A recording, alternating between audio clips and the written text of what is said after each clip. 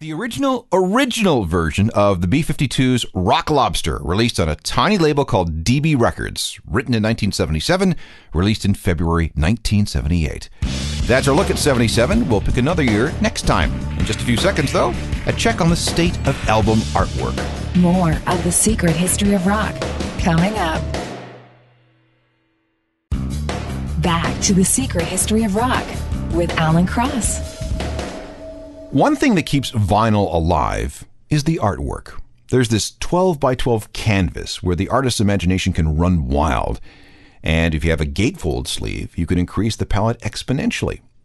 Album cover art goes back to 1938, when a 23-year-old designer named Alex Steinweiss came up with something better than the plain brown wrapper in which records were sold. The first record to get artwork was a Rodgers and Hart release on Columbia Records. When sales shot up more than 100% almost immediately, everybody got into the act. An industry is born. That industry began to suffer with the introduction of the compact disc. Sure, the CD offers the possibilities of a booklet, which is great for liner notes, but the front cover artwork is a maximum of 5 by 5 inches. And MP3s? Well, forget it. Let me give you some examples of some great album artwork stories, starting with License to Ill, the first Beastie Boys album. If you recall, on the front is the tail section of a Boeing 727 with the Beastie Boys logo on the tail. But turn it over, or fold out the gatefold cover, and we'll see that the plane has crashed nose first into the ground. It's meant to symbolize the often violent end to the excessive rock and roll lifestyle. The concept belonged to Rick Rubin, the head of Def Jam Records and the producer of the album.